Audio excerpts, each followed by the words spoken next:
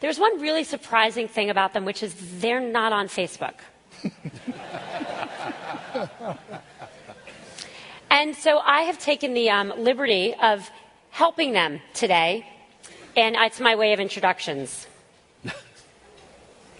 I hope. No product placement. Here we go. We're a bright spot in the global economy. Housing prices are rising. We just are not growing fast enough, and too many people are being left behind. Tim, economic outlook? Well, it's worth noting that none of us really know anything about the future, and we certainly don't know anything about how economies perform in the short term, even over the long run. And we live in a messy, dark, scary, uncertain world. But I think the economy is. But that said, what was that? A scary, dark, uncertain world? Yeah. I mean, that is the normal state of mankind. It's sort of sad to admit it, but it's true. So you feel that we're on the right path? I think it's. I don't ever want to say that. you never want to look too optimistic. But don't worry. I feel like it's. Raise your hand. Raise your hand if you're worried Tim is too optimistic. Go ahead. Job creation. Are we doing enough? Will this slow and steady recovery give us enough job creation, or does something else need to be done? I feel very strongly about that. I feel we're not growing fast enough, and the income disparity is a huge issue. And I think that the only solution to this, and there's no easy solution, are fundamental changes. That the world is changing quicker than our policies are changing. Job creation. Yeah, I guess I'd say two things, Sheryl. Three things. One is I do think, as I said in my first comment, I think the unemployment rate may well be substantially in excess of the official rate. I agree with something Hank said.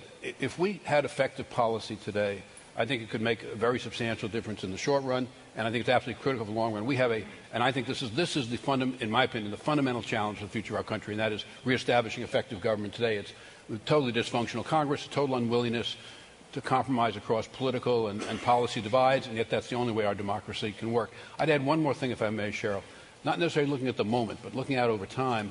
I think the world that you're so much part of, which is the world of new technologies and artificial intelligence and all the rest of this, creates very real questions about what will pressures be on wage. On the one hand, it's a tremendously constructive force in terms of productivity and growth. And on the other hand, it may turn out to be highly labor displacing with respect to what are conventional middle-income jobs. And we could have a whole session just on how does one respond to that from a policy point of view. But I think it's a really serious longer-term issue for the country. Yeah, so let's follow up on a bunch of the different things we mentioned. Let's start with income inequality. Okay. You're going to say, yes, please. So, income inequality. This is something I think we've all thought about. I was working on that topic when I was still at Goldman Sachs, and in which direction? You're working on increasing it. Yeah, make it wider. But I think. I would say. I think Sheryl was approaching. I think Tim just made up for his prior pessimism with humor. We appreciate that. But in all seriousness, I looked at that as something that was I was serious.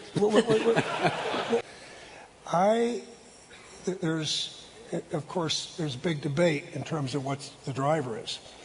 And globalization is a force, but I think that what's going on right now with technology and the digital revolution is huge. I think it is the biggest economic trend in the world today, by far. And I think technology brings with it huge advantages for society overall, but the pace of change is so fast and so violent.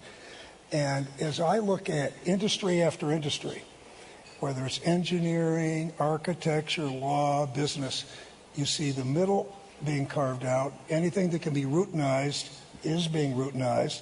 So it's sort of a winner take all. And so, you've got to ask yourself and say, I have a belief that this is progress. You can't turn back the clock. Most of the new technologies I see are really much more about productivity, and I don't see them creating more new jobs than they're eliminating, but I'm sure there will be some.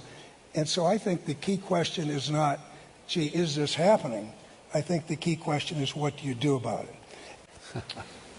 Well, it's not, these aren't challenges we're going to solve in one. In the next 46 minutes? No, I mean, there's no like simple, compelling, clean, easy set of things to these things. These are challenges for a generation or more, and they're going to take a long war.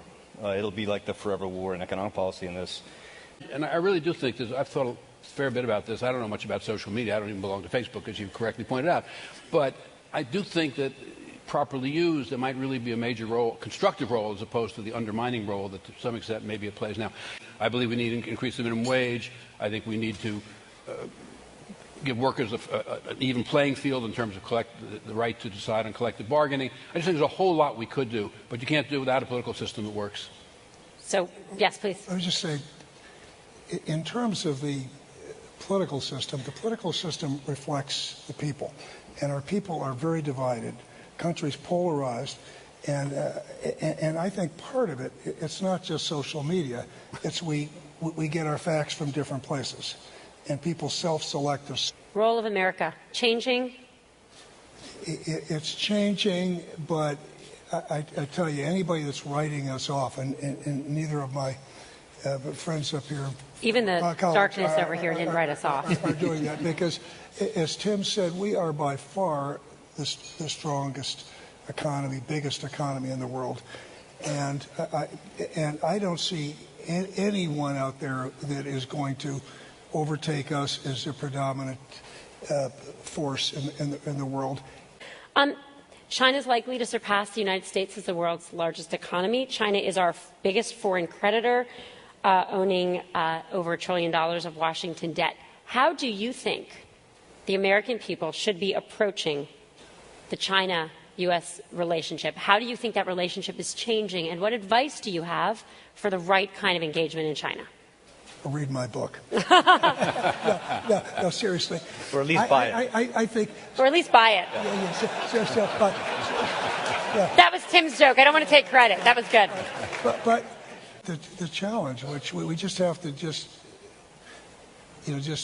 acknowledge, is there's few examples in history of having a major preeminent power and a rising power not ultimately come to conflict. And that's not inevitable. A matter of fact, it's far from inevitable, and I'm not predicting it, but it takes work. And the choices our policymakers make on both sides in terms of what the right mix of competition and cooperation is